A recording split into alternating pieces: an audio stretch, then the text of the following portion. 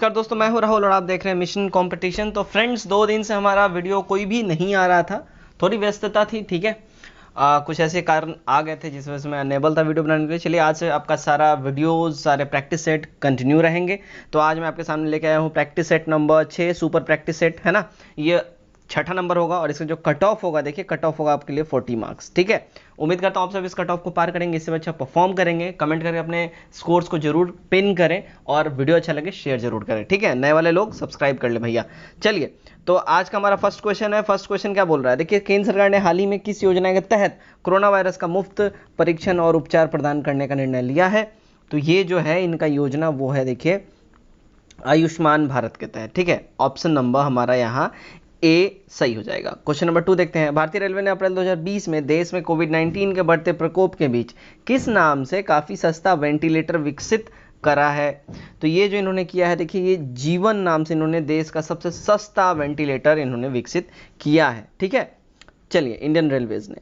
3 number देखते हैं। 3 number में क्या है, केंद्र सरकार द्वारा 4 अप्रैल 2020 को जारी अधिसूचना के मुताबिक जम्मू कश्मीर में कितने वर्ष से रहने वाले नागरिकों को डोमिसाइल हकदार, ये मतलब वहाँ के नागरिक कहलाने के हकदार होंगे? तो ये जो है ना, देखिए, कुल मिला के 15 सालों से इनको वहाँ पे रहते रहना कंपलसरी है। 4 नंबर, केंद्र सरकार के आदेशानुसार लॉकडाउन के चलते महिलाओं के जनधन खाते में 3 माह तक प्रति माह कितने राशि मदद में दी जाएगी? ये दी जा चुकी है 2020 में। ठीक है, तो ये जो है ना, देखिए, 500 रुपये हर माह। ठीक है, डी हमारा यहाँ सही हो जाएगा। 5, केंद्र सरकार ने 1 अप्रैल 2020 से कोविड-19 वैश्विक महामारी के मद्देनजर मनरेगा मजदूरों के औसतन कितने रुपए में वृद्धि करी है? तो इन्होंने जो ये वृद्धि करी है, ये क्या है, देखिए, 20 रुपये रोजाना में जितनी दिया जाता है उनमें 20 रुपये प्लस कर दिया गया है। ठीक है, चलिए, 6 नंबर, 6 है हमारा अर्थ आवर 2020 का थीम क्या था? देखिए, अर्थ आवर 2020 जो मनाया गया उसका थीम क्या था, यहाँ पूछा जा रहा है। तो उसका जो थीम था ना भैया, उसका था जलवायु परिवर्तन एवं सतत विकास। डी हमारा यहाँ एब्सोल्यूट करेक्ट हो जाएगा। 7, पद्म विभूषण से सम्मानित और बहुमुखी प्रतिभा के धनी किस प्रसिद्ध भारतीय चित्रकार का 27 मार्च 2020 को 94 वर्ष की आयु में निधन हो गया? तो इनका जो निधन हुआ है, देखिए, ये सतीश गुजराल जी का निधन हो गया है 94 वर्ष की आयु में। ठीक है, चलिए, क्वेश्चन नंबर 8 देखते हैं। सिट मैक्स सैन्य अभ्यास 2020 में कौन देश शामिल नहीं है? इसमें जो देश शामिल नहीं है उसकी अगर हम बात करें वो है, देखिए, जापान। डी हमारा यहाँ सही हो जाएगा। नंबर 9 देखते हैं। इजराइल के हिलेल फुर्स्टेनबर्ग और रूस में अमेरिका ग्रेगरी मुर्गुलिस को 18 मार्च 2020 को वर्ष 2020 के लिए किस प्रतिष्ठित पुरस्कार से सम्मानित करा गया है? तो इनको सम्मानित किया गया है, देखिए, एबल प्राइज से। ए एब्सोल्यूट हमारा यहाँ सही हो जाएगा, राइट। 10 नंबर, किस शहर को 25 मार्च 2020 को वर्ष 2024 में होने वाले ग्रीष्मकालीन ओलंपिक खेलों की मेजबानी देने की घोषणा करी गई है? तो ये जो घोषणा करी गई है, देखिए, ये फ्रांस को करी गई है। ठीक है, पेरिस में। डी हमारा यहाँ एब्सोल्यूट सही हो जाएगा। नंबर 11 हम नंबर 11, यस, अब हम नंबर 11 देखते हैं। नंबर 11 है, देखिए, वार्षिक संयुक्त नौसैनिक अभ्यास संयोग कैजिन में कौन से 2 देश भाग लेंगे? तो इसमें जो भाग लेने वाले 2 देश हैं वो, देखिए, जापान और इंडिया। सी सही हो जाएगा। नंबर 12 देख लेते हैं।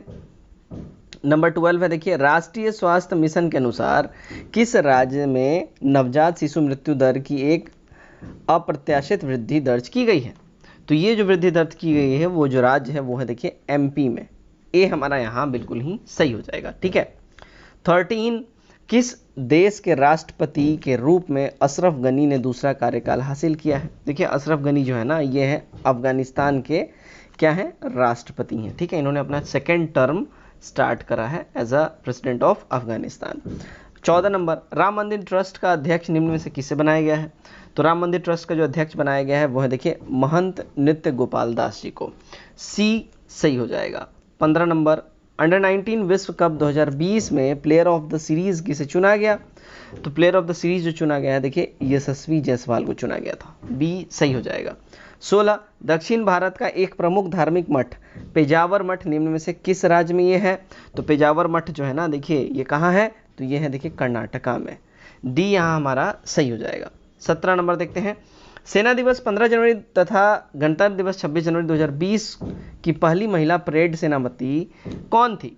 तो ये जो पहली परेड सेनापति जो महिला थी वो थी, देखिए, तानिया शेरगिल जी। ए हमारा यहाँ एब्सोल्यूट करेक्ट हो जाएगा। 18 देखते हैं, चिलियावाला युद्ध का संबंध निम्नलिखित में से किस रियासत से है? तो चिलियावाला युद्ध जो है ना, ये देखिए पंजाब रियासत से इसका रिलेशन है। ए करेक्ट हो जाएगा। ठीक है, ये युद्ध जो है 13 जनवरी 1849 को अंग्रेज और सिखों के बीच में लड़ा गया था और लॉर्ड डलहौजी के काल में द्वितीय आंग्ल सिख युद्ध इसमें लड़ा गया था। ठीक है, आंग्ल सिख युद्ध की अगर हम बात करें तो। ठीक, 19 नंबर देखते हैं, भारत के किस शहर को यूनेस्को द्वारा विश्व धरोहर शहर का सर्टिफिकेट दिया गया है? तो ये जो सर्टिफिकेट दिया गया है ना, देखिए ये जयपुर को दिया गया है। ये यहाँ हमारा बिल्कुल ही सही हो जाएगा। 20, निम्नांकित में से किस बाइबल का जर्मन भाषा में अनुवाद प्रस्तुत किया है? तो बाइबल का जर्मन भाषा में जो अनुवाद प्रस्तुत किया है, ये किया है, देखिए, मार्टिन लूथर ने। ए हमारा यहाँ सही हो जाएगा। मार्टिन लूथर जो है ना, इन्होंने बाइबल का अनुवाद जर्मन लैंग्वेज में करा था और इंग्लैंड के रोजर बेकन को आधुनिक प्रयोगात्मक विज्ञान का जनक माना जाता है। ठीक है, ये ध्यान रखें। चलिए 21 देखते हैं। 21 है हमारा, देखिए, ब्रह्मोस सुपरसोनिक क्रूज मिसाइल से लैस सुखोई 30 MKI को निम्न में से किस एयरबेस में शामिल कर लिया गया है? तो ये जो शामिल किया गया है, ये देखिए एयरबेस तंजावुर तमिलनाडु में इसको शामिल किया गया है। डी करेक्ट हो जाएगा। 22, किन दो देशों की सेनाओं के मध्य संयुक्त सेना अभ्यास अजय वॉरियर आयोजित किया जा रहा है? तो अजय वॉरियर जो है ये इंडिया और यूके के बीच में हो रहा है। बी सही हो जाएगा हमारा, right. 23, global climate risk index 2020 में भारत को कौन सा स्थान प्राप्त हुआ है?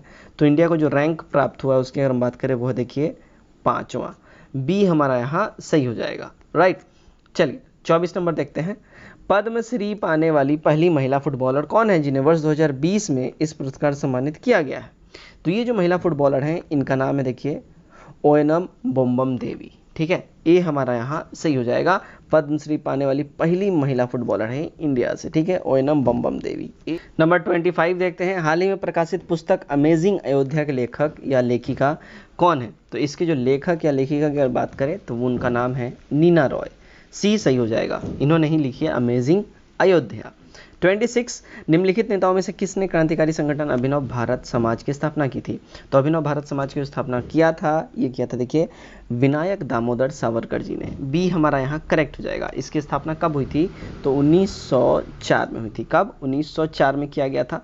सावरकर बंधुओं यानी दोनों भाइयों ने मिलकर करा था। ठीक है, और इनके द्वारा अभिनव भारत की स्थापना करी गई थी। और चापेकर बंधुओं की बात करें तो उन्होंने 22 जून 1897 ईस्वी में पूना के प्लेग कमिश्नर रैंड और उनके सहयोगी एमहर्स्ट की हत्या कर दी थी। ठीक है। 27, मैकमोहन सीमा रेखा बनाती है कहाँ भाई? तो ये जो सीमा रेखा बनाती है, देखिए, ये इंडिया और चीन के बीच में बनाती है। ए सही हो जाएगा। 28 देखते हैं, जैव विविधता दिवस कब मनाया जाता है भाई साहब? तो जैव विविधता दिवस जो मनाया जाता है, ये मनाया जाता है, देखिए, ये कब? तो ये मनाया जाता है मई 22 को। बी हमारा यहाँ सही हो जाएगा, 22 मई को ये मनाया जाता है। 29, पशुओं को दिया जाने वाला कौन सा दर्द निवारक भारत में गिद्धों के लगभग विलुप्त होने के लिए उत्तरदायी है? तो पशुओं को जो दवा दी जाती है, जो दर्द निवारक दिया जाता है, उसमें जो केमिकल मिला होता है उसका नाम है डाइक्लोफेनेक। ठीक है, और इसी की वजह से गिद्ध जब पशु मर जाते हैं, जब उनको वो खाते हैं उनके डेड बॉडीज को, तो इस वजह से फिर गिद्धों की भी मौत होने लगती है। 30 नंबर, निम्नलिखित विद्युत चुंबकीय विवरणों में से किसकी ऊर्जा अधिकतम होती है? तो इसमें जो अधिकतम ऊर्जा की अगर हम बात करें ना, तो अधिकतम ऊर्जा होती है, देखिए, एक्स किरणों में। डी हमारा बिल्कुल ही यहाँ सही हो जाएगा। 31 देखते हैं, निम्नलिखित शैल क्रमों में कौन भारत का 90% से अधिक कोयला प्रदान करता है? तो इसमें जो 90% से अधिक कोयला जो भारत का प्रदान करता है ना, वो है, देखिए, गोंडवाना क्रम। डी हमारा यहाँ सही हो जाएगा। 32, एक कटा हुआ हीरा जगमगाहट के साथ चमकता है, ऐसा क्यों होता है? देखिए, एक कटा हुआ हीरा जो जगमगाहट के साथ जो चमकता है, उसका रीजन ये होता है क्योंकि इसमें जो है ना पूर्ण आंतरिक परावर्तन होता है। ठीक है, बी यहाँ हमारा करेक्ट हो जाएगा। 33 नंबर देखते हैं, आइए, विक्रमशिला विश्वविद्यालय का संस्थापक कौन था? देखिए, विक्रमशिला विश्वविद्यालय का संस्थापक था ना, उसका नाम था धर्मपाल। सी जो है इसमें हमारा एब्सोल्यूट सही हो जाएगा, राइट। सी हमारा बिल्कुल ही यहाँ करेक्ट हो जाएगा धर्मपाल। धर्मपाल जो है पाल वंश का एक महानतम शासक था और विक्रमशिला विश्वविद्यालय जो है बौद्ध धर्म के तांत्रिक शाखा के लिए महत्वपूर्ण केंद्र के नाम से जाना जाता था, विख्यात था, ठीक है। और पाल शासकों के काल में जो है ना सोमपुरा, जगदल, उदंतीपुरी, इन सब जो है ना महाविहार यहाँ पे बनवाया गया था, ठीक है। 34 भारतीय पर्यटन के स्वर्ण त्रिभुज में सम्मिलित है कौन सा शहर? तो भारतीय पर्यटन के स्वर्ण त्रिभुज में जो शहर सम्मिलित है वो शहर है देखिए आगरा, दिल्ली और जयपुर। ए सही हो जाएगा हमारा। 35 बिग बैंग सिद्धांत यानी बिग बैंग थ्योरी निम्नलिखित में से किसके उद्भव के लिए इसकी व्याख्या की जाती है? तो इसकी जो व्याख्या की जाती है ना, ये ब्रह्मांड की उत्पत्ति के लिए की जाती है। सी सही हो जाएगा। 36 आइए, राष्ट्रीय डेयरी अनुसंधान संस्थान ये भैया कहाँ पे है? तो ये जो अनुसंधान संस्थान है राष्ट्रीय डेयरी, ये है भाई करनाल में। ये हमारा सही हो जाएगा। राष्ट्रीय डेयरी अनुसंधान संस्थान इसकी स्थापना जो हुई थी 1923 में हुई थी, ठीक है। और ये जो है NDRI को यानी नेशनल डेयरी जो है राष्ट्रीय डेयरी अनुसंधान संस्थान, इसको 1989 ईस्वी में डीमेड यूनिवर्सिटी का भी दर्जा दिया जा चुका है 1989 में, ठीक है। चलिए 37 देख लेते हैं। क्या है? आंतरिक सुरक्षा एकेडमी अवस्थित है भैया कहाँ पे? देखिए आंतरिक सुरक्षा एकेडमी जो है ना ये सिचुएटेड है देखिए माउंट आबू में। ए हमारा यहाँ सही हो जाएगा, ठीक है। माउंट आबू कहाँ है भाई? माउंट आबू राजस्थान में है। और इस जो पर्वत है ना, ये पर्वत चोटी जो है शिखर गुरु चोटी की सर्वोच्च चोटी है। क्या? माउंट आबू, ठीक है। माउंट आबू पर्वत पे अवस्थित दिलवाड़ा के जैन मंदिर जो है ना, इसकी नक्काशी के लिए दिलवाड़ा जैन मंदिर जो है काफी विख्यात भी है। 38 देख लेते हैं। आइए, लखनऊ में 1857 के स्वतंत्रता संग्राम का नेतृत्व किसने किया था? इसका जो नेतृत्व किया था ये किया था देखिए हजरत महल ने। सी करेक्ट हो जाएगा, ठीक है। 39 देख लेते हैं। आइए 39 में है देखिए, सूची 1 को सूची 2 के साथ सुमेलित कीजिए और नीचे दिए गए कूट से सही उत्तर का चयन कीजिए। तो इसमें सूचियां दी हुई हैं ना, इन सूचियों के आधार पर अब मैं आपको बता दूं तो देखिए अष्टामुडी कहाँ है भाई? तो ये है देखिए केरल में, ठीक है। पुलिकट ये कहाँ है? तो ये है भैया तमिलनाडु में पुलिकट, ठीक। रूपकुंडू कहाँ है? तो रूपकुंडू है भाई रूपकुंडू है, हाँ जी, उत्तराखंड में। और सूरज कुंड जो है ये है हरियाणा में, ठीक। तो हमारा जो करेक्ट जो कूट यहाँ पे हो जाएगा वो हो जाएगा ऑप्शन नंबर बी, ठीक है। 40 नंबर देखते हैं। पाइरीहीलियोमीटर का प्रयोग निम्न में से किसके मापन या नापने के लिए किया जाता है? तो इसका जो यूज होता है देखिए सोलर रेडिएशन के नापने के लिए किया जाता है। बी सही हो जाएगा। 41 चंगेज खां का मूल नाम क्या था? देखिए चंगेज खां का जो एक्चुअल नेम है उसकी बात करें ना, तो उसका एक्चुअल नेम था तेमोचिन। सी हमारा यहाँ सही हो जाएगा। चंगेज खां का जन्म कहाँ हुआ था? तो इसका जन्म हुआ था मंगोलिया में, ठीक है। और चंगेज खां अपने आप को ईश्वर का अभिशाप कहा करता था, ठीक है। चंगेज खान ने एक विशाल साम्राज्य का निर्माण करवाया था और फारस के युवराज जलालुद्दीन मागबर्नी का पीछा करते हुए वो सिंध के क्षेत्र में आ पहुंचा था, ठीक है। चलिए 42 देखते हैं। राजा जनता के लिए बने हैं, जनता राजा के लिए नहीं बनी है। राष्ट्रीय आंदोलन दौरान निम्नलिखित में से किसने ये वक्तव्य दिया था या कहा था जो बोल ले? तो ये जो कहा था देखिए, ये कहा था दादा भाई नौरोजी ने, द ग्रैंड ओल्ड मैन, ठीक है। सी हमारा करेक्ट हो जाएगा, यही इनका स्टेटमेंट है। 43 निम्नलिखित में से कौन भारत में ज्वालामुखी द्वीप है? तो भारत में जो ज्वालामुखी द्वीप है अगर उसकी हम बात करें वो है देखिए बैरन द्वीप। डी हमारा यहाँ सही हो जाएगा। 44 ख्वाजा मोइनुद्दीन चिश्ती किसके शिष्य थे? तो ख्वाजा मोइनुद्दीन चिश्ती जो है ना देखिए ये ख्वाजा उस्मान हारूनी के ये शिष्य थे। डी हमारा करेक्ट हो जाएगा। 45 वायुदाब सबसे कम कहाँ होता है? देखिए वायुदाब सबसे कम जो होता है ना ये कब होता है? तो ये होता है ग्रीष्म ऋतु में। डी हमारा यहाँ सही हो जाएगा। ग्रीष्म ऋतु में अधिक तापमान के वजह से हवा गर्म होने पर हल्का हो जाता है और इस वजह से ये वायुमंडल के ऊपर जाता है और इसी कारण गर्मी में वायुदाब सबसे कम होता है, ठीक है। चलिए 46 देखते हैं। 46 हमारा एक कृत्रिम उपग्रह में विद्युत ऊर्जा का स्रोत क्या होता है? देखिए कृत्रिम उपग्रह में जो विद्युत ऊर्जा का स्रोत होता है वो होता है सोलर पैनल्स। जो उसमें सोलर पैनल, सौर पैनल या सोलर पैनल जो बोल रहे हैं आप, वो जो लगा होता है ना और उसके थ्रू बैटरीज कनेक्टेड होते हैं, तो वहीं सूरज की रोशनी से वो चार्ज हो रहे होते हैं और उसी से कृत्रिम उपग्रह जो मैन मेड सैटेलाइट्स होते हैं उनको एनर्जी मिलता है और जिससे वो काम करते हैं। 47 सूची 1 को सूची 2 के साथ सुमेलित करना है और नीचे दिए गए कूटों को मिलान करना है। तो ये जो सूची है इसका मिलान करते आइए। तो विटामिन B12 इसको क्या बोलते हैं भाई? तो विटामिन B12 को क्या बोलते हैं? कोबाल्ट बोलते हैं, ठीक है। हीमोग्लोबिन, ये इसमें क्या पाया जाता है? तो इसमें देखिए लोहा पाया जाता है, ठीक है। क्लोरोफिल, इसमें क्या होता है? देखिए क्लोरोफिल में है ना मैग्नीशियम होता है। और विटामिन, इसमें क्या होता है? तो विटामिन में होता है कैल्शियम, ठीक। तो हमारा जो सही कूट बैठता है, क्या बैठता है? Option number A, right. चलिए 48 देख लेते हैं। फिरोज शाह तुगलक द्वारा स्थापित दारुल सफा क्या था? देखिए फिरोज शाह तुगलक द्वारा जो दारुल सफा स्थापित करवाया गया था, ये एक खैराती अस्पताल था। खैराती अस्पताल मतलब क्या? यहाँ पे आप आके फ्री में ट्रीटमेंट करवा सकते थे, ठीक है, यही है खैराती। चलिए 49 में हमारा चंपारण तीन कठिया प्रथा का तात्पर्य क्या था? देखिए चंपारण तीन कठिया जो प्रथा था, इसका मतलब ये था कि 3/19 भूभाग पर नीली खेती करनी होगी, ठीक है।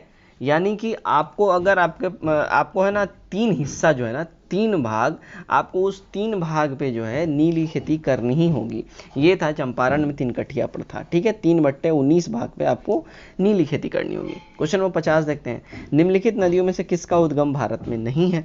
तो इनमें से जो भारत में उद्गम नहीं है इन चारों ऑप्शंस में से, उसका है ऑप्शन नंबर ए सही, सतलज। इसका उद्गम भारत में नहीं है, ठीक है। सतलज नदी का उद्गम जो है मानसरोवर झील के पास स्थित है, जो राजस्थान में है, ठीक है। और ये कहाँ है? तिब्बत में है, ठीक है। सतलज शिवालिक पर्वत श्रेणी से होकर भारत के पंजाब में प्रवेश करता है। और रावी नदी का उद्गम अगर बात करें तो ये कांगड़ा जिले में रोहतांग दर्रे के समीप से निकलता है। व्यास नदी का उद्गम जो है रोहतांग दर्रे से इसका भी होता है। और मानसरोवर झील 80 किलोमीटर दूर ये स्थित हिमानी से ब्रह्मपुत्र नदी में से ये निकलती है, ठीक है। तो टोटल हमारा ये 50 क्वेश्चंस का ये सेट आज कंप्लीट होता है। छठा नंबर ये सेट था सुपर प्रैक्टिस सेट का, जिसका कट ऑफ था 40 नंबर। उम्मीद करता हूँ आप सबने इसके कट ऑफ को डेफिनेटली टच किया होगा और उससे अच्छा परफॉर्म किया होगा। कमेंट करके अपने स्कोर बताएं। वीडियो अच्छा लगे वीडियो को शेयर भी करें। आज की इस वीडियो में बस इतना ही। Till then take care, bye bye and God bless you all.